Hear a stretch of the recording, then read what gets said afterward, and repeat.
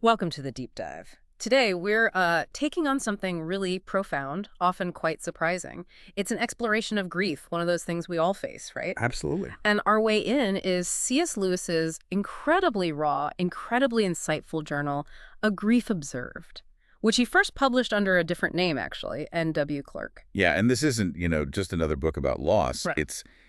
It's Lewis himself Yeah. turning right into the teeth of his own agony, really trying to figure out what it all means, living, loving, losing. So our mission then is to unpack these pretty startling insights he has into grief itself, how it just smashed into his faith and, well, the power of memory and love through it all. Exactly. And what's so striking, I think, is seeing this brilliant academic, this famous Christian defender, just sort of crumble when faced with his own personal sorrow. It forces him, and maybe us too, to look at some really uncomfortable truths. Okay, let's dive in. Lewis starts off, says, "No one ever told me that grief felt so like fear." That's quite a It statement. really is. He then describes it with these physical feelings, like being mildly drunk or concussed, or having this invisible blanket muffling the world, even this deep laziness of grief, where doing anything feels like too much effort. What do you make of him starting there with the physical, almost alarming side of it? Well, it's fascinating, isn't it? Yeah. He's immediately stripping away the kind of polite, maybe sanitized idea we have of grief. Right, not just sadness. Not just sadness, no, it's visceral, it's bodily. Mm. And he's brutally honest, admitting to feeling self-pity and wallowing, things that actually disgust him. Yeah, he doesn't like it in himself. No, but he sees it's part of the package, like it or not. And that raises a really important point, I think. Mm. Why do we feel so ashamed of those messy, frankly unattractive parts of grieving? Mm. Lewis's honesty here, it's like he's giving us permission, permission to feel the ugly stuff too. Yeah. And he also mentions how awkward it makes things with other people, how he felt he became an embarrassment or like a death's head walking into a room of happy couples. Oh, that's rough. Yeah, and he even saw it with his own stepchildren, their embarrassment, Yeah. when he tried to talk about Joy, their mother. And he remembers feeling the same way about his own father's grief years before. It's a cycle, kind of. And then there's that line, maybe one of the most haunting ones, about his wife Joy. He calls her H in the journal. He says, "Her absence is like the sky, spread over everything. It's not just a hole somewhere. It changes the whole landscape, the whole act of living." Exactly. Total. So yeah, in these opening bits, he basically just dismantles the neat little boxes we put grief in. He shows you the raw, the ugly, the confusing reality that, well, most people don't really talk about. Okay, so he's laid out this raw, physical, disorienting experience of grief. But then he turns that same unflinching eye inward towards his faith. And this is where things get really, really interesting, maybe challenging for some, because Lewis, he wasn't just casually religious. He was the C.S. Lewis, the famous Christian apologist. Defender of the faith, yeah. Exactly. And yet this grief just throws everything into crisis. He writes that incredibly stark line. "Go to him when your need is desperate, and what do you find? A door slammed in your face, and a sound of bolting and double bolting on the inside." Oof. Yeah. I mean, how do you square that? That cry, almost an accusation coming from him. Well, it's crucial to see it's not quite a simple loss of belief. He actually says the real danger is of coming to believe such dreadful things about him. Okay. So it's not atheism, it's something else. It's worse, in a way. He starts grappling with these terrifying ideas. Is God a cosmic sadist? Yeah. Or maybe just a spiteful imbecile? Especially, after Joy had cancer, then these remissions that felt like hope. Only to be dashed. These false hopes, as he puts it. Right, and it forces him right up against that huge theological problem. If God is good, why this? Why this suffering? Yeah. And he really pushes back against easy answers, those sort of pat consolations of religion. He basically says, look, reality, looked at steadily, is unbearable. He also uses that amazing analogy, doesn't he, about belief. Oh, the rope analogy, yes. Yeah. You never know how much you really believe anything until its truth or falsehood becomes a matter of life and death. Like trusting a rope just to tie up a box versus trusting it to hang over a cliff. Exactly. It's one thing to say you believe. It's another thing entirely when your life or your sanity depends on it. He even wonders if his previous faith was maybe just a house of cards, and that maybe this suffering was the only way God could, I don't know, make him see the foundations weren't solid. It's a brutal thought, but yeah. And then he has this kind of breakthrough, doesn't he?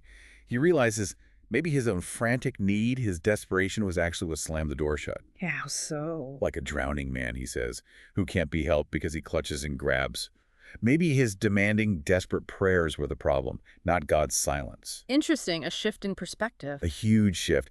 And later he talks about God as the great iconoclast. The image breaker. Yeah, the one who smashes our comfortable little ideas, even our ideas about God.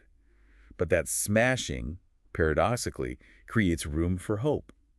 A more real hope, maybe. So it's like God is bigger, wilder than his neat theological boxes allowed for. Precisely. And he ends up concluding that some of our questions, maybe like, why did this happen? Are like asking how many hours in a mile. They're just nonsense questions, in a way. And God's answer isn't words. It's just this silent, certainly not uncompassionate gaze, like a parent looking at a child who just doesn't understand yet, saying, peace, child. It's a move away from demanding answers to finding peace within the mystery. Wow, so it's less about losing faith and more about faith being reshaped by fire. I think that's a great way to put it. From a kind of intellectual certainty to something much more humble, more resilient, something that can actually hold the reality of that unbearable pain. So after wrestling with God, Lewis turns to another really painful struggle, memory. How do you hold on to the person you lost without turning them into something they weren't? Yes. This is so poignant. He really worries about it. He talks about the slow, insidious beginning of a process that will make the H I think of into a more and more imaginary woman. He's afraid of losing the real her, the rough, sharp, cleansing tang of her otherness. Yeah, he doesn't want a smoothed-over, idealized version. He wants the real Joy. And this really makes you think about how we remember people, doesn't it? Definitely. He dismisses that common phrase, oh, she'll live forever in my memory. He calls it pitiable cant. Basically like insincere rubbish. Harsh, but I see his point. His point is that memory, if you're not careful, just turns the person into your own little puppet. You control the image. It's not them anymore. Right. It becomes about your memory, not about her reality. Exactly. And he's quite critical of some mourning rituals, too, like constantly visiting graves or keeping rooms like shrines. He suggests these things can actually make the dead far more dead. How so? But focusing all your energy on preserving this static, embalmed image instead of engaging with the ongoing reality of who they were, their independent existence somehow. Okay, so how does he find a way through this? Does he just stop trying to remember? Well, sort of, but paradoxically. He says when he finally stopped bothering about his memory of her, stopped anxiously trying to capture it, that's when she seems to meet me everywhere. Not as a ghost, though. No, not like an apparition, more like this unobtrusive but massive sense that she is, just as much as ever, a fact to be taken into account. Like her reality persists, independent of his memory. So the memory, the photos, the mental pictures, they aren't the thing itself. They're just links, he concludes. And sometimes they can even be a snare, a horror, an obstacle if you mistake the link for the actual person. Which ties back to what he said about God being an iconoclast, reality smashing our images. Exactly. All reality is iconoclastic. It always breaks through our neat little ideas and pictures. So what he's really pushing us toward is this idea that remembering isn't about freezing an image in time.